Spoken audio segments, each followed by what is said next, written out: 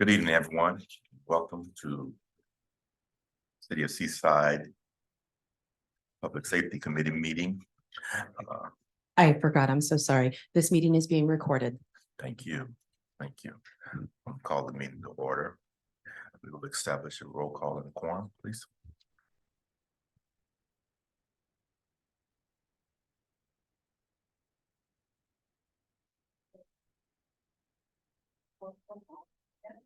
Please. If you don't mind. Okay, Chair Jones, Here. Vice Chair Thomas, Here. Commissioner Celia Foliaki. Okay, not here. Commissioner Ruiz Perez. Absent. Guadalupe Perez, she is excused. She didn't send a message in. Commissioner Amarante. Here. Commissioner Green is absent. Commissioner Velasquez, Here. Oh, I missed it. Commissioner Kalen Foliaki. Here. And Commissioner Katz. Here. Chair Jones, we do have a quorum. Thank you so much. You would take time to review our agenda. If there are any items that arose after the 72-hour posting deadline, this is the point in the meeting where a vote may be taken to add the items to the agenda. Two-thirds majority vote is required. Anybody? No one has anything to add to the agenda. Thank you. We're moving right along to public comment. Public comments for commissioners. Members of the public wishing to address the commission on matters within the jurisdiction of the City of Seaside, but not on this agenda, may do so during the public comment period for up to 3 minutes. Comments on specific agenda items are heard under that item for the public record. Please state your name. Do we have anybody on Zoom? At this time, no, we do not. And there is no one here in the audience. No, there's no one in the audience for public comment. So public comments is open. Public comments is now closed.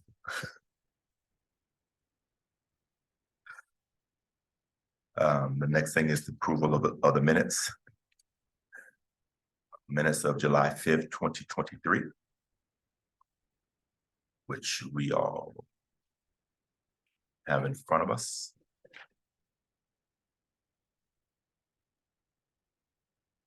I move to approve the minutes for July 5th, 2023. It has been moved.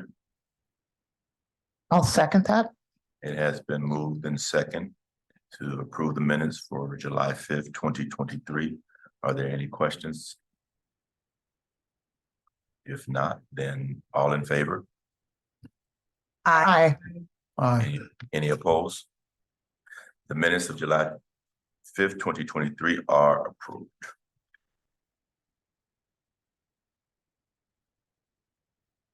Business item.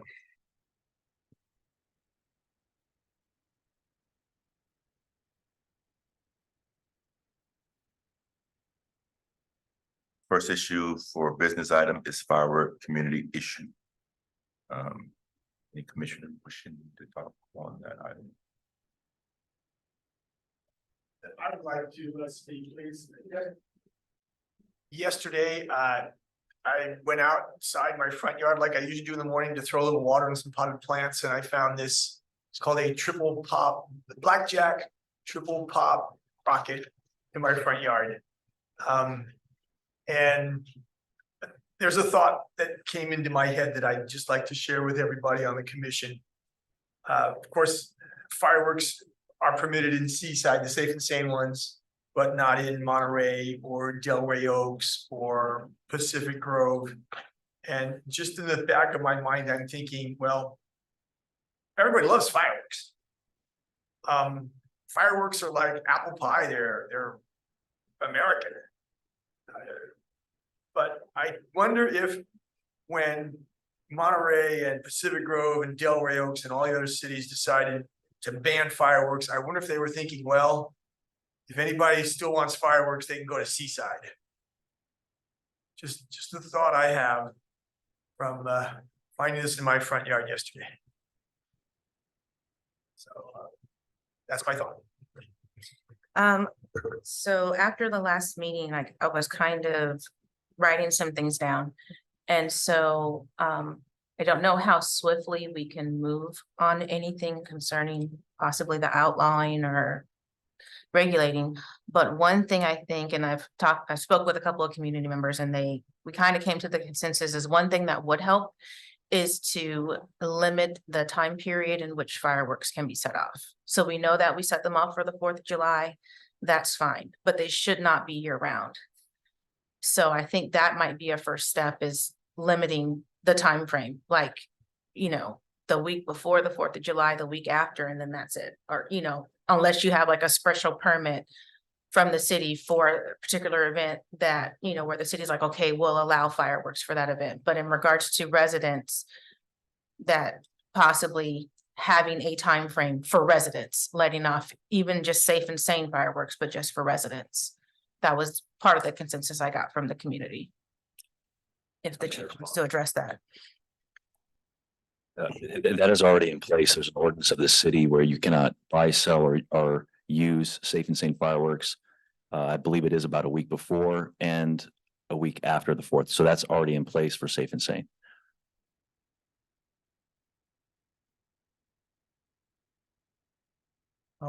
I'm not sure. I was looking at the same thing, but I believe it was just a few days before the 4th and after for the purchase of them. I think it's like June 28th Is that what- typically until July 4th.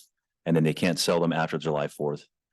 I don't have the specific ordinance, but that is in place. But I really liked where you were going with this because I had a discussion today with the city manager in reviewing some of the things. I actually have a couple videos to show.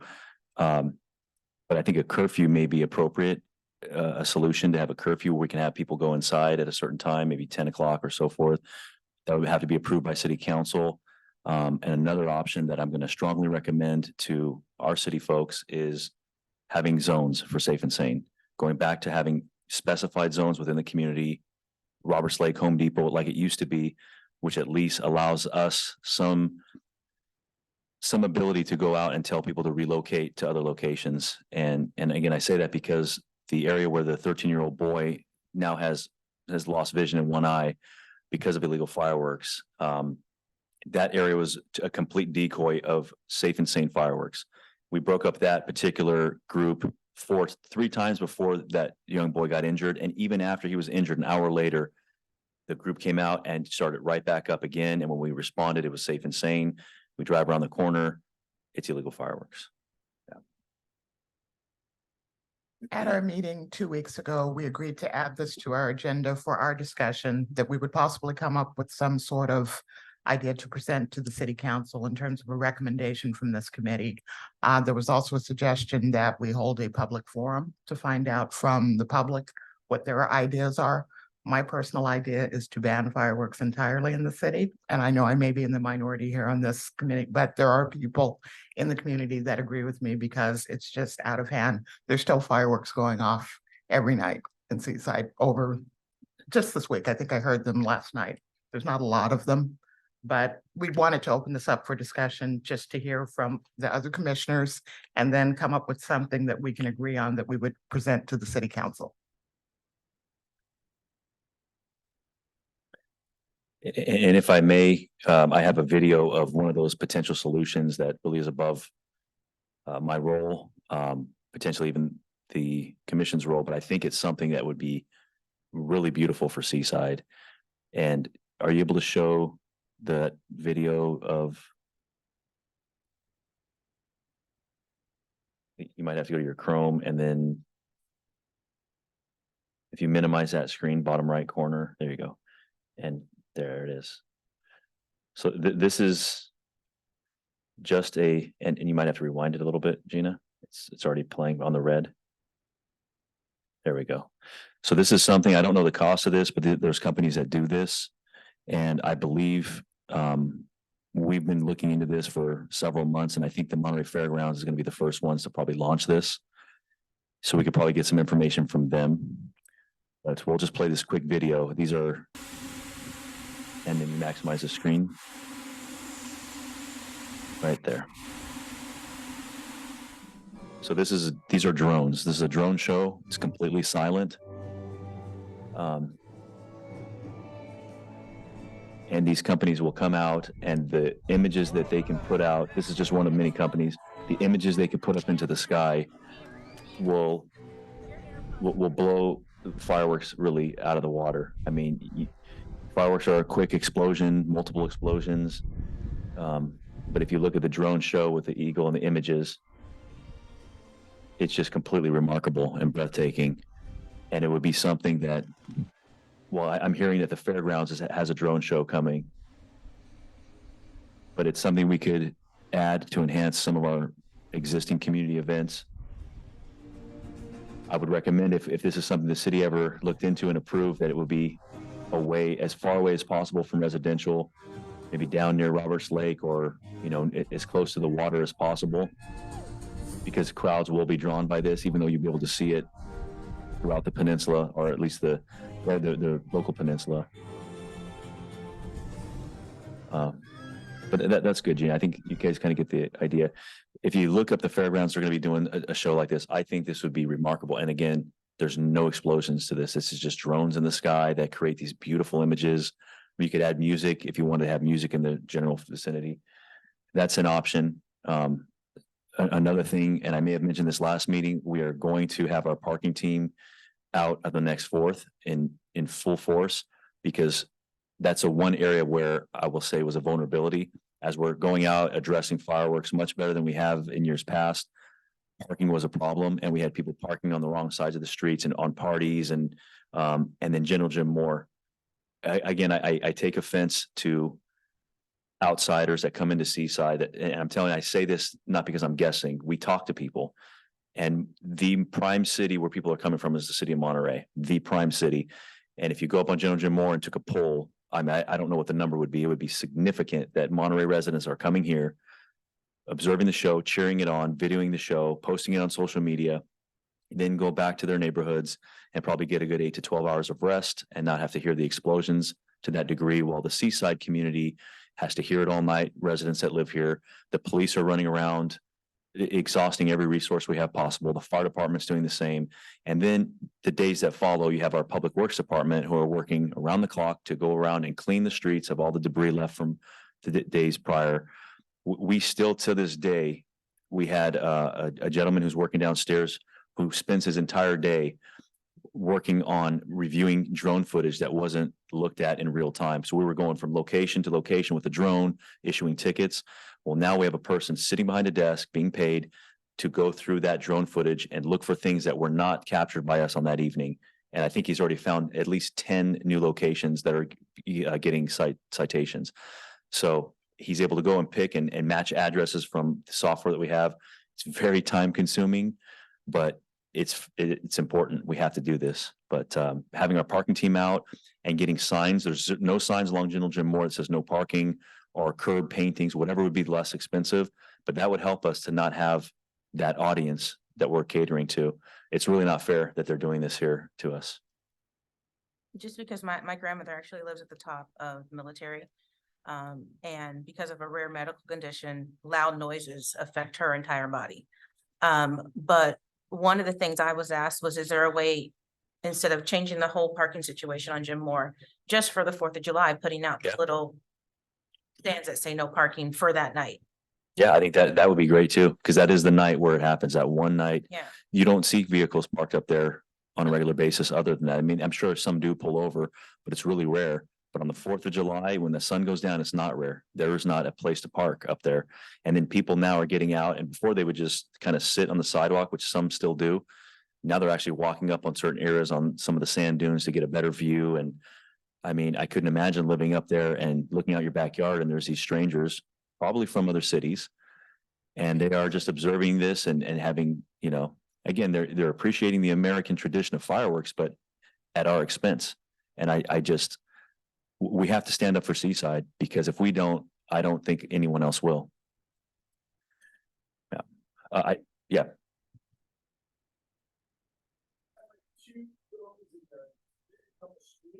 It's hundreds of drones that are in sync. I don't know all those particulars, but they're in sync. Drones are, yeah, and they format, I think they format on software of computerized stuff and they just go and they fly. I mean, the drones are pretty remarkable what they can do. It would look suspicious, but it probably, you wouldn't see it like that. When the sun goes down and they add the lights to them. And again, the fairgrounds is gonna do it. I was hoping Seaside would be the first ones to launch it, but I think we just kind of missed the window of getting all this stuff presented in a good fashion for our council. That is a video, and yeah, ignore the fireworks. We don't want the fireworks. So, yeah, but that particular video has fireworks doing it. But even in that video, I'm not sure where that was filmed, but even in that video, there's limited fireworks because the drone show outdoes it. I mean, you can see fireworks. We've all seen the lights and the explosions, and wow, it's so, you see it and it looks pretty surreal. But to have something like this where an image can come and form, and then 3 seconds later form into another, I mean, that's going to attract families and kids, and no sound.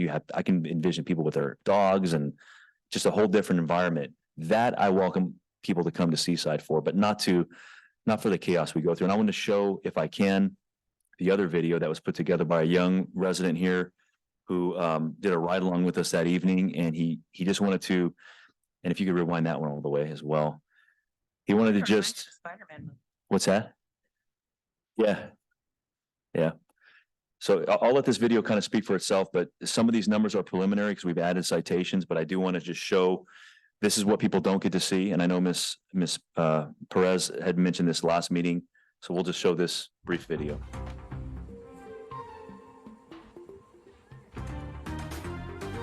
This year, the Seaside Fire and Police Fireworks Task Force were equipped with a command post. This command post was crucial in the deployment of drones and administrating both criminal and administrative citations.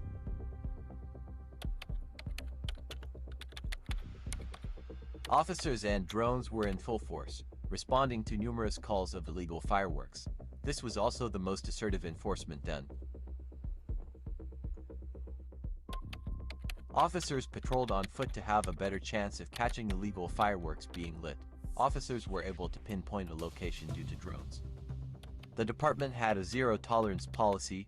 Those who lit off or possessed illegal fireworks were subject to fines, criminal charges, and arrests.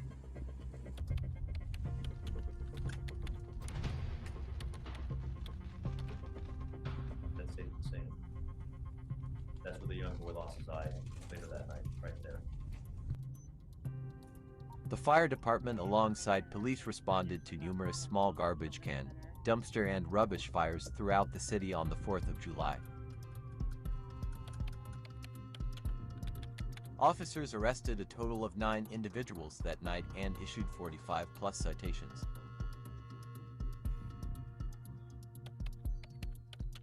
Police and fire also responded to reports of a large crowd shooting off illegal fireworks at the Home Depot parking lot. Upon arrival, multiple citations were issued and many illegal fireworks were confiscated. This video shows just some of the efforts done to prevent illegal fireworks. This is a community problem and it will take everyone's help to stop it. Overall, 73+ pounds of illegal fireworks were confiscated on the 4th of July by Seaside Police and Fire.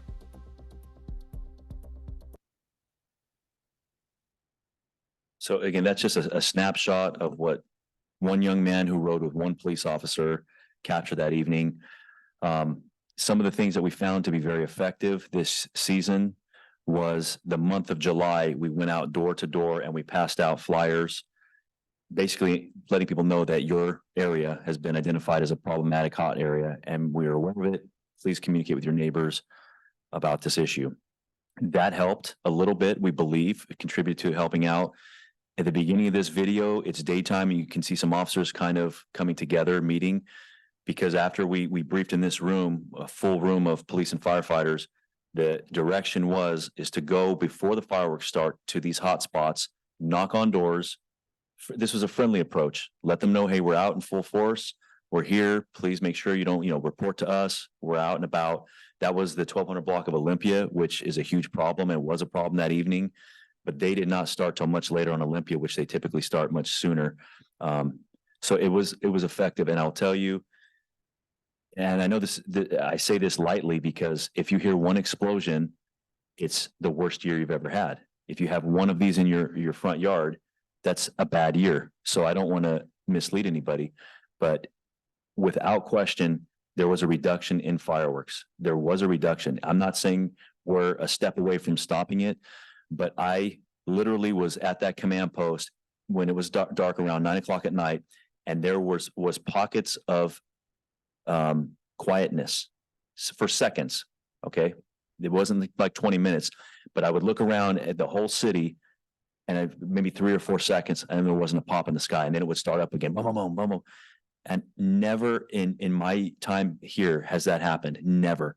And typically at the 4th of July at 8:30, 8:40, from that time all the way up till 2 in the morning, there is not a break in fireworks. It's boom, boom, boom, boom, boom, boom, boom, boom, everywhere in the city. If it's not in this part, it's the next. And I found 5 or 6 pockets of silence. I remember just scanning, saying, am I dreaming right now? It was still bad. It was still, by any measurement, if you compared us to Monterey, we had per dispatch, we had the most amount of calls. And I'm saying some of these numbers loosely because I don't have the exact numbers now. We're going to do a presentation to council on August 3rd with all the finalized precise data. But I can say this confidently, of the entire county, the city of Seaside had the most calls for service for fireworks, the most. Number 2 was Salinas, I believe. Number 3 was Marina. And then, of course, you get our neighbors to the south were minimal. I think Pacific Grove was 1 or 2 calls. Monterey may have been close to a dozen. We were in the hundreds of calls. Delray Oaks, I don't remember, but it was 1 or 2. It was minimal. They may have had 4 actually, if I remember correctly. It was very minimal. Yes. I have 2 questions. So the first is, being that Pacific Grove, Monterey, Delray Oaks have all outlawed fireworks, and they know that their community members are coming. Are they lending assistance with their law enforcement to Seaside? Pacific Grove and Monterey both offered us assistance if we called for it on the night of the 4th, but neither one of them provided which we wanted service and assistance the night of to enforce. But I understand that they have their own issues to deal with, and to allocate resources. They would do it if we needed it in a pinch, if something was really out of, they're great partners, if something was really chaotic. But in terms of just our issues, it's not happening. But I will tell you, I talked to many people, as did the fire chief. We both were talking about this, how a lot of people, we would ask them, oh, you're lighting off Safe and Sane. Where are you guys from? We're from Monterey. Why aren't you lighting those off in Monterey? Well, it's not allowed. You can't. Everybody knows you come to your point. Everybody comes to Seaside. You come to Seaside, you buy them in Seaside, and that's great for our nonprofits. We want them to thrive, but there's some unintended consequences that go along with that. So our numbers were the highest of calls, but I will tell you, there's a couple ways to look at it, and you guys can interpret that information as your experience, life experience leads you. The way I'm interpreting that is, I want to believe that people are calling us because they know we're trying to do something about this. So we're going to have more calls. Not only that, we do something unique. We have hotlines. We have multiple hotlines open to include text, and 3 additional lines that are open. So if you cannot call, or if dispatch is busy, believe it or not, they get the busy signal. There's other alternatives to call us. We're even monitoring social media. So people will call us. If you go to other agencies, they're not calling. And people that I talk to, they say they're not calling because they know nothing will be done if they call. Salinas does a good job, but Salinas goes after the fact. They don't go out and send the stuff that Seaside's doing. We have the most supportive city council. Other communities, they do it very differently, and they have significant problems. And I heard other communities that have these issues did not have the same result that we did. And again, we still had a problem. It was a significant problem, but I think we're on the right track. And I think if you asked me 2 years ago about Safe and Sane, my opinion was, on record, is I don't think it would play a difference either way if Safe and Sane were ruled in or out. But when I saw a slight reduction, and I'll call it more than a slight reduction, for me it's significant. And again, but I don't want to offend anyone if you feel that it was not. But I felt there was a significant reduction. I I saw that the Safe and Sane played a problem in the community problem. It really did. There was not an area of Safe and Sane going on where there wasn't fireworks right there or right next to it. There was not one Safe and Sane spot that I could say, no, this is just Safe and Sane. It was absolutely commingled and used as a decoy to throw us off. So if our commission wanted to put together some kind of a community outreach so we could get information from the whole community on the community's feelings about Safe and Sane and all the fireworks, these two videos you showed us tonight, they'd be available if we wanted to share them with the community at large. These are all on YouTube, public record. Yeah. And the second video of our enforcement's on our social media. It was posted, so you can look at it there. But the numbers are significant. That's the other issue is the PD's overtime alone, I was told this morning, was $19,000. $19,000 for our police department alone. That does not include fire department. And keep in mind, when they work overtime, they're on a 24-hour shift. And they had people on overtime. Their numbers are going to be substantial. I'm not sure what their numbers are yet. We'll find that out. It'll be in our report. But one thing we also don't report is our public works overtime. So we're reaching out to them. I don't know if they're going to have the numbers available to us when we need them, but we want to know, what did this cost Public Works Department? Because they're the ones putting out the signs. They're the ones cleaning up the streets days later. They're doing this stuff. They're blocking off streets when we need to. They're there. They work overtime that night because they know how chaotic it is. But this costs the city a substantial amount of money. It's not fair to Seaside. This is not a free show for the peninsula for people to come here and watch this, and we're paying for it. I'm a data person, so if that's the case, has there been a historical study on the cost of fireworks, say over a 10-year period to the city, to where maybe we can make the violation or the fine for it almost pay, pay the cost or pay part of the cost or a percentage? Because I know currently, isn't it like $1,000? It's $1,000, and because like how much so far, how much have we recouped of that 19,000 or whatever? yeah, so far, I mean, I'll say zero. And I know, and this is kind of outside of my lane, so I don't want to speak outside the city attorney's office, but I know there are some legalities that exist on us receiving fines to supplement, a cost. Our fines are not to supplement a cost. We do this as a consequence because of it's a violation.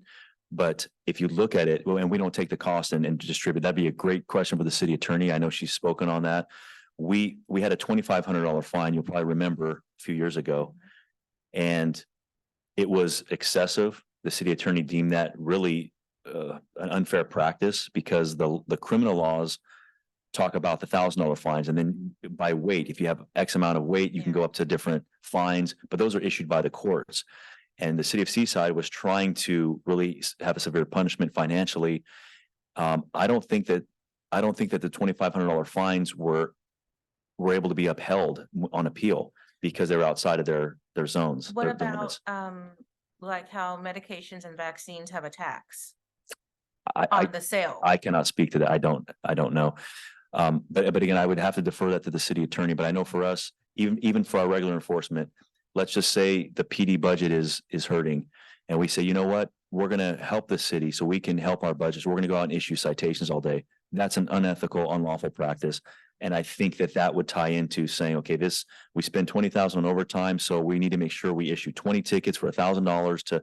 I think that we would get into some unethical. We want to be able to enforce with an unbiased, a very clear mind of this is wrong. We're doing it for this purpose because it's a community problem and it's unlawful. But the city attorney may be able to speak to some of those other legalities. And you're right about in regards to having, issuing the citation for the amount. So I do apologize for that. But there has to be something that can be done. Maybe even, like I said, looking into a tax added to it for the sale. Just Yeah, and I want to say they do. I want to say the city does receive some form of a surcharge or something, that they do receive something from the sale. So there is a component there. There's one residence, and I think I mentioned this last time, they received 6 citations that night. And we've already had people paying. This is already a huge step ahead. We've already had people paying the $1,000 fines since we've issued the citations. Whereas before, when it was $2,500, I can't sit here and tell you that anybody paid that I don't know that they did. I don't believe that they did, to be honest with you. And if you get a citation for $2,500 and you don't have to pay it, or you win in an appeal, or it's not upheld, or whatever it is, well, number one, the city's paying an additional cost to contract an appeal service through the Monterey College of Law. And the person is just going to be emboldened of, this is just all, and people will say on social media, no, they're not, it's all bluffs, it's all this and that, but they don't really get to see some of the stuff we're actually doing. And I'll tell you, and I say this very, very strongly, there is no other city that has taken as an aggressive approach as the city of Seaside. And that's why I get extremely offended when outside sources are questioning us or critiquing us. This is not the right city to do that. We give everything we have and more. And I thank our council, our mayor, and our public safety team. Yes, sir.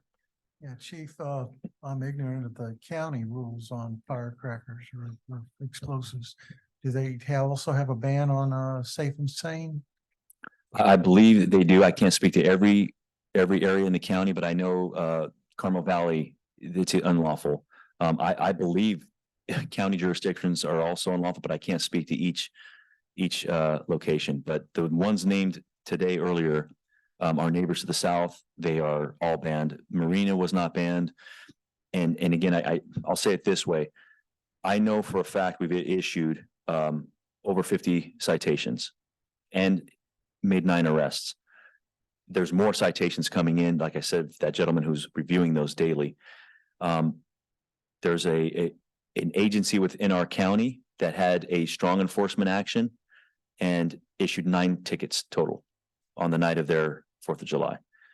I won't say which agency that is. I'm very confident. I don't know about Salinas for sure, but I was told that we had issued more citations. That may not be accurate, but we should have that information by our presentation. But we're getting a lot of calls because we are responding to calls. If we weren't taking any enforcement action and we were getting a lot of calls, then I would look at that data a little bit differently. There's a huge problem and people are just at their wits' end, which many are already. But we're taking these actions very aggressively. Yeah.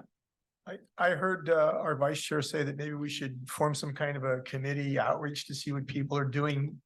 Maybe we should start talking about how we might be able to do that. I mean, but my personal opinion is, yeah, I would ban fireworks. Let them go to Marine if they want to see fireworks. I mean, really, that's just me.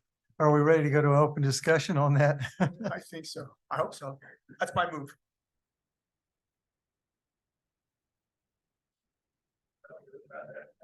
This is a very big subject. It can be broken Okay. down in a lot of different ways and especially after listening to the chief, there's a lot of different ways to look at it. And for us as a group, I think it's going to take us a lot of looking at it really hard, gathering some information, talking to some people and trying to figure out what we think. And I think as a commission, the best we can do is have something to present to the city council as a recommendation or a suggestion. We can't ban the sales on our own. We have to prepare something in writing for the city council to make a presentation. And I think that we would probably have to do that once they put that on their agenda to review again. I don't know exactly when that will be. I know the chief is presenting in, you say August. In August, the chief is presenting. Maybe we may want to be able to present behind the chief or in support of the chief. I think we kind of have some with difference of opinion than what the chief has of safe and sane. And I'll just save my opinion for safe and sane for a later day. Because I don't know if it's, I don't know. I enjoyed the videos though. Chair Jones, it appears we do have an attendee, so, and it looks like she's raised her hand. My apologies. Hold on just a moment. Carla, if you're there, I'm going to go ahead and allow you to, if you can actually type in your question, I believe, for me.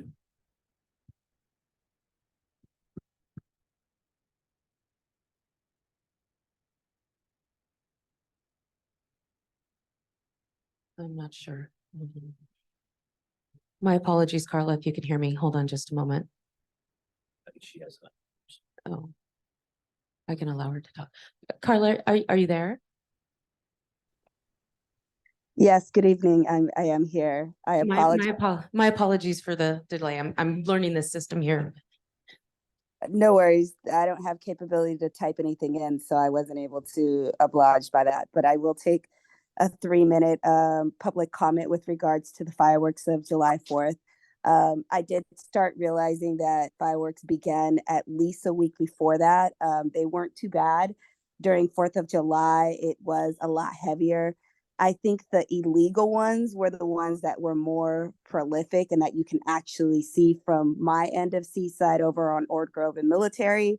But I think that they weren't as profound as they have been in the past. And I don't know if that has to do with the task force that we had in place that began advertising the number to call and to report or whatnot.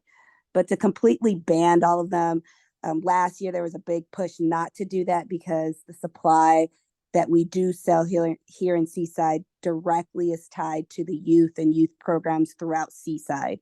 That's one. Two, the Safe and Sound allows families to congregate, get together, and actually see those safe ones. But it also allows us to identify the individuals that are not doing the Safe and Sound. So to penalize an entire community is not fair. It's not equitable. But we do understand the urgency of what we're having, and this is a step forward than what we had in the past. So I do commend this task force and also being vigilant out in the streets during this time.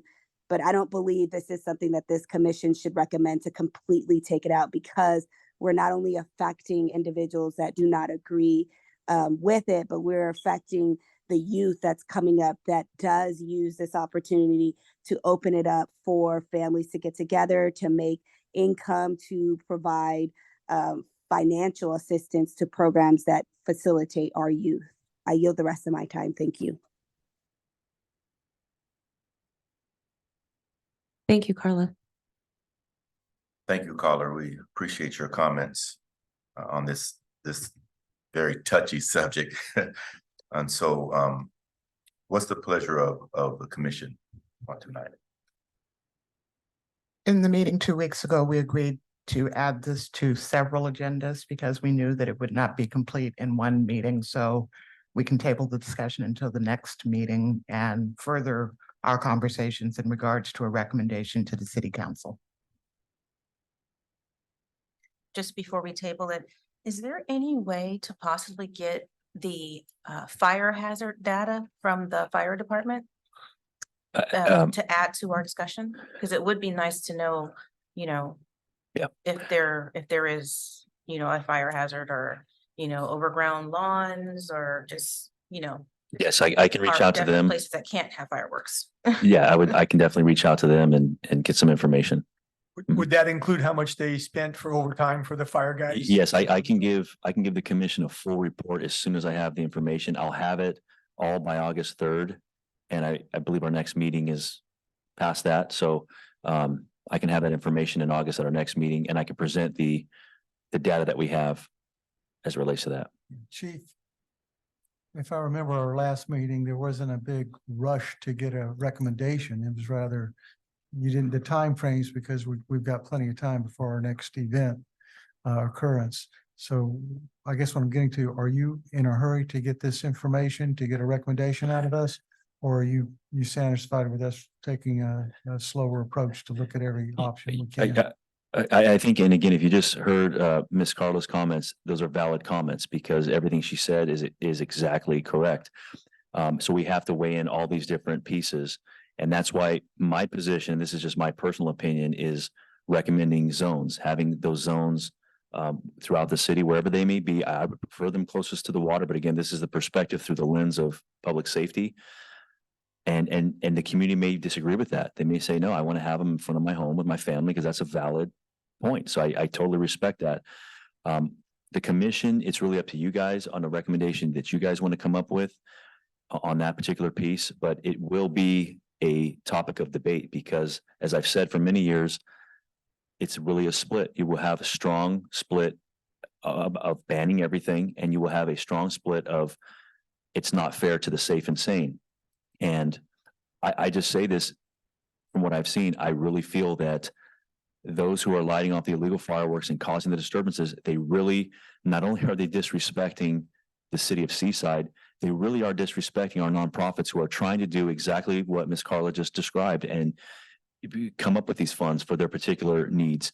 And they're ruining for them because they are devoting all these city resources, all this chaos and us chasing these things around, cleaning up this mess. It's so unfair to what they're doing to these nonprofits. It's not the Safe and Sane's fault.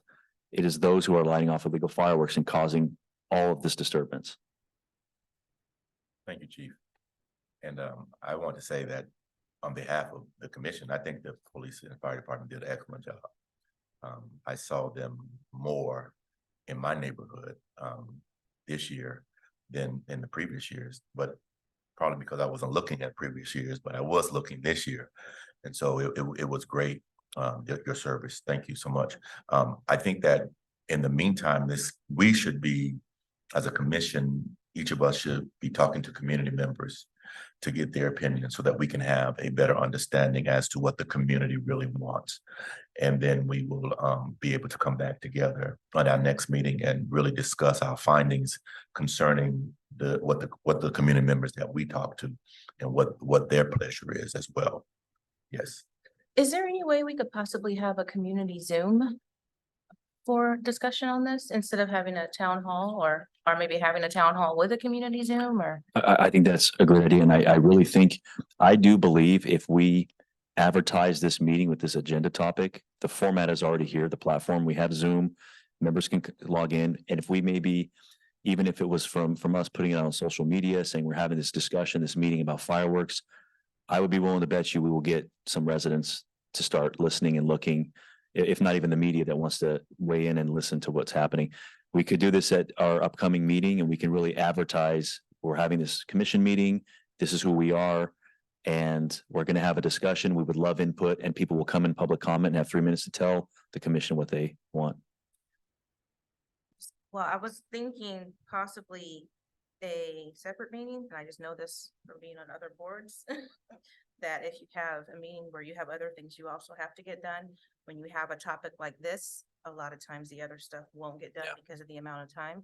So actually having a special meeting, including the commission and yourself as the chief, just specifically regarding fireworks. Is that a motion? No, but I could I- make an emotion. no, but I disagree with that. I think that we can add it to our next meeting in August. We don't have a lot of things on our agenda that are going to take up that much time. We don't. I think it'll fit in perfectly with our next meeting.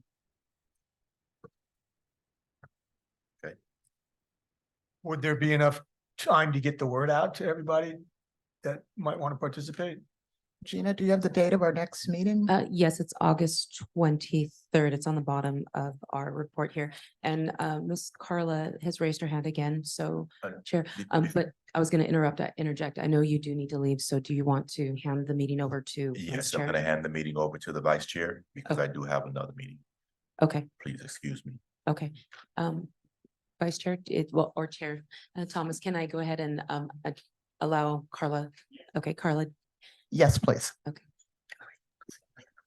Thank you. I just, point of clarification, are we asking to have a separate town hall meeting where it's an open dialogue between the commission and the community in a public forum so that we don't violate the Brown Act? Or are we trying to add that dialogue into August's meeting, which will limit that dialogue because it will only allow us a certain amount of time for public comment, which won't give us an open dialogue? So I just wanted to ask that clarification.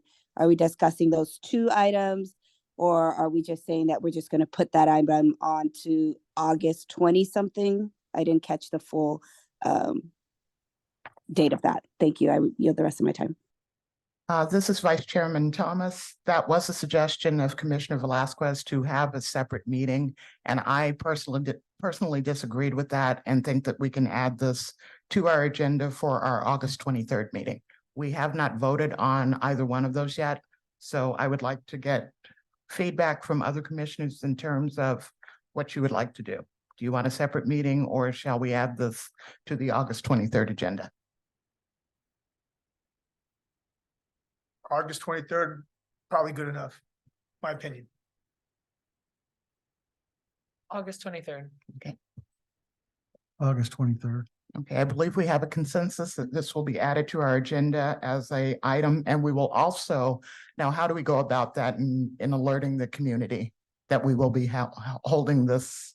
This will be on our agenda and we want public comments on it. We can have press releases done through the city. We can have social media. And I guess I have a question with the commission. If the commission were to meet, because I do think it's important, and it's something we've discussed from a department's perspective, not so much the commission, is having a town hall for fireworks, but hosted by the police department. But my question as it relates, and Jeannie may not have this now, we'll follow up with the city clerk, but if we were to have the commission co-host or engage, is that a Brown Act issue if we're having that? And I think it might be.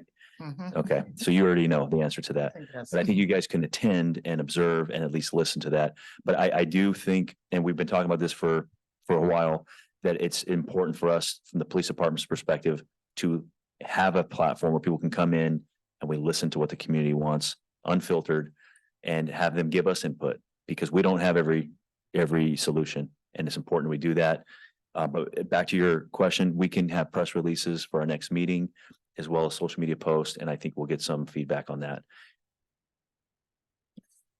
Carla has her hand raised again. Okay. Yes, I recognize Ms. Lobo. Carla, are you there? Yes, my apologies. I just didn't put my hand down from the previous. Oh, okay. Thank you. All right. So I think that concludes our discussion on the fireworks. We will be adding that as an agenda item to our August 23rd meeting and sending out notifications via social media to the public to attend. And a press release. Next item on the agenda is to review and approve the 2023-2024 annual work plan. I don't recall which commissioner asked for this at the last meeting. All right. Okay. Have you had an opportunity to review it? And do you have any additions, corrections, changes to the work plan? No, I don't. You don't. Okay. And it was Commissioner Pettis, and she's not with us this evening. All right. I guess we have nothing else in regard. Could we maybe table it then for her? We can table it for her until the next meeting, Okay. in case she has any questions, Okay. anything that she wanted to review. All right. Item number 7, reports from commissioners. At this time, we'll open it up to any commissioners that have any reports that they would like to address to the commission. Yes, Ms. Velasquez, you have the floor. Okay, so there was actually a couple of things. Let's see, where to go. There's one from a community member, the other 3 are just, so, on last Friday, I attended with the chief and, Regina, the, race summit. And, there is a training that they offer. Is it a diversity training? How would you, because he said it's not, he said on the, during the summit, he's like, it's not a diversity training. So how would you, I guess, label it? Yeah, I was gonna say, Chief, do you want to, I mean, I do have the flyer and I actually did go online to look just to see what the investment, not just time, but like how much it was gonna cost, because I was very interested myself after going through there just to see what was being offered and the folks that came up to speak that had gone through the training. So yes, I do believe, in my opinion, it is diversity. However, it was more, I think, a more in-depth understanding of systemic racism and bringing that out to the forefront.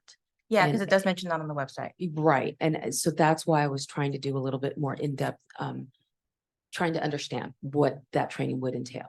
Okay, so my question regarding that is if there's any way to possibly get that information to commission members to see if that's a training they'd be interested in. We could probably do that. It's also online under the BLA AC.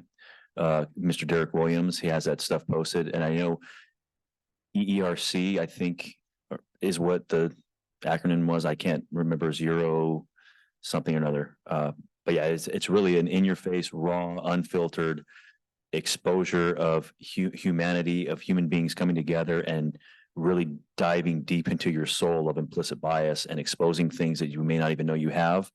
And then it's a 14-week program. And at the end of the 14, by that time, you will understand that there's more commonalities in us as human beings than there are differences. But you have to first, I remember him saying, you have to first recognize what's already inside your mind and your heart. Yeah, I think it was a phenomenal program.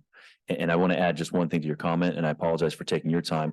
I was so proud to sit at the Seaside table up front with Miss Ruthie Watts and their mayor and other members of the community to hear the history of this area and to know the roots of Seaside. It is so historic. And to hear them say that Seaside and Salinas, I'll put them as number 2, but Seaside was really one of the most welcoming communities to diversity when other communities were completely segregated. They would come to Seaside.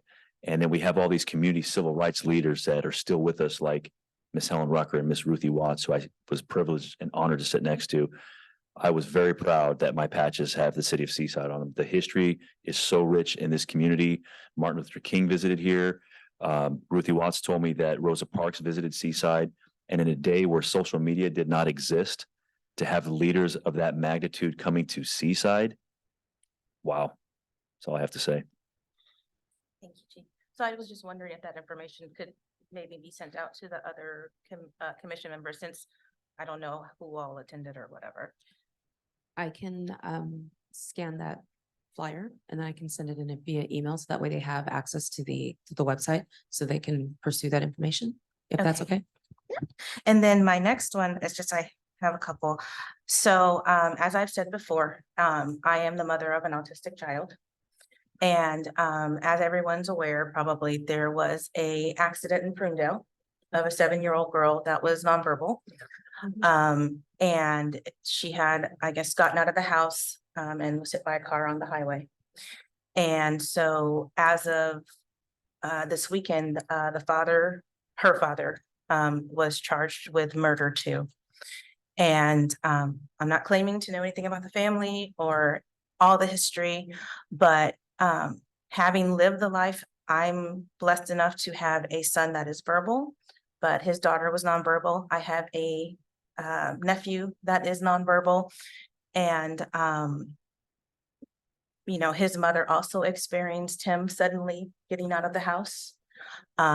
This girl only got out, from what I've read, twice, and unfortunately the second time she got out, she died. With my nephew, it was multiple times, and it was one of those things that even with locks and alarms, you know, he was focused on something, he got out. And so when it comes to situations like this, I just, you know, I know we can't do anything about Prunedale, but should a situation like this occur in Seaside, I just would like consideration taken for that family, that sometimes something that looks like negligence might not be negligence. It might be, I'm doing the best I can. I have multiple children and I don't know why my child is doing this. And a lot of times that's what's happening. And unfortunately, like I said, in this instance, a child died, but it just, you know, I wanted to kind of bring awareness that, again, sometimes something that looks negligent is not always negligent. It's just, you know, you can only do so much. So that, I just wanted to mention that. And then in regards to, it was something we spoke about last week regarding having a seat on the commission. And I went back over it when I went home, and it was about potential termination, which I know it was, if you missed 2, which of course totally agree with that. But then I was reading back and it said something about being let go for any reason. And I, after reading through that again, I'm like, that's like really vague. Because, you know, how do you know there's not bias in that reason if we're not like clarifying that? And so I wanted to know if that's something that we could possibly get clarification on, because any reason opens it up to, I mean, you know, like it says, any reason, and that just seems. It sounds like we're serving at the pleasure of The city council the city and the council. mayor. Yeah, In other words, and I mean, we are, but when there's no basis for a termination, that's what your concern is. exactly, They could just say, you're 'Cause it doesn't- on the commission, not give you a reason. exactly. Yeah, it That's just, very it good. opens it up for bias. I think the person that might be able to answer that is the city attorney. I believe there were 3 of us that were in attendance at the training last week.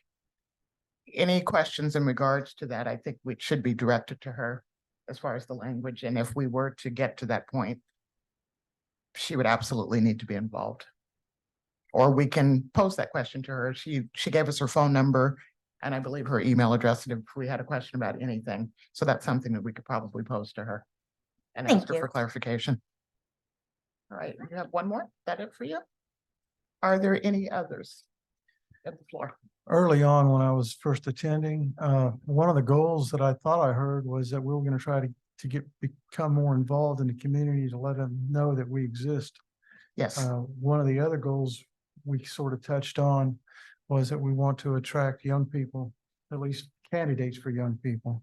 And today I happened to be in a meeting with the attended by Zoom with the principal of Seaside High School, who announced that they are setting up booths for orientation, inviting people to come in and set up booths at the high school Mhm. between, I think it's like 5 and 6:30 at some point in the future. Mhm. So these seems like, to me, it seems like these might be opportunities. Does the police department generally set up a booth at this time, or? I'm ignorant on how it works, but it sounds like something we want to think about. And if we wait till next month to think about it, it's gonna be gone. Mhm. At the high school specifically, we have set up in the past, but we didn't get an invite this year for whatever event that's being hosted. But we do table events throughout the year. We'll be tabling an event and in an announcement, August 1st, we have our National Night Out right out front on the grass between 4 and 7 PM. And that'd be a good time. Again, I would just, for clarification on commissions, we're in line, Brown Act, making sure when we all come together and making sure we're following the Brown Act. Maybe a city attorney question, but I think we can certainly advertise and table and do certain things. I guess I need to get educated on the Brown Act from somebody, It's as far as what we can do out in the community as Yeah. a group. Right. 2 or 3 of us commissioners wanted to set a table up to explain to the community, whatever community we happen to be in, what we're trying to accomplish, and invite Yeah. them to come in and see us. I mean, that's something I need clarification on, what we can do and what we can't. that it. You know, Any the other city questions? attorney seemed really open to helping people understand the Brown Act. I'll bet she'd be delighted to She's the give perfect us person. a short and sweet answer to that question. meeting was recorded too. Yeah. I'm sure if somebody reached out, like send meeting video to everybody. Also, Ms. Velasquez, I'm reading this from my little handbook here. I think this is to your point about removing people. It says here, there may be circumstances that necessitate removing a commissioner from their position. A member of a commission may be removed from office by a vote of the majority of all members of the city council. And there's a Seaside Municipal Code 2.14.090. So I don't know if you want to see it. Actually, no, it's, okay, so I know that we have that in our handbook. Yeah, But it That- was the that's- one that's- that Gina had brought in because it's we the same didn't. thing, only. No, that no, was it's, my point. I forgot. It's the ordinance. Yeah, It's the ordinance So it's- where our it's worded commission was different. established. And it is, that's why we actually do have the ability to, our ordinance was reviewed by Dominique, and she did review it and did confirm that we do have the ability to automatically remove a commissioner not attending 2 regular meetings in a row, but that's when she noticed that we do have verbiage that is that deviates a bit from what's posted in there. So, but your question, as they said, is a good question for the attorney. Okay, thank you. All right, do we have any other reports or questions from commissioners? Nope. We'll move on to item number 8, reports from staff. Chief Borges, you have the floor. I have no report. My report was fireworks, which I've discussed. Thank you very much. Anything from Eugenia? No, not at this time. Thank you. Okay. At this time, do we have any additional concerns that we would like to address before our meeting is adjourned? No. All right, meeting is adjourned officially at 7:20, and we will see you all on August 23rd at our next meeting. Thank you.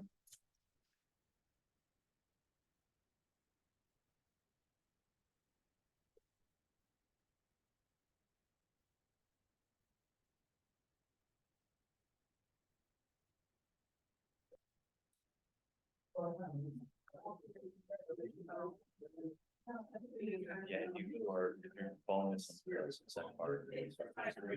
Yeah. Scroll down, you'll find that. I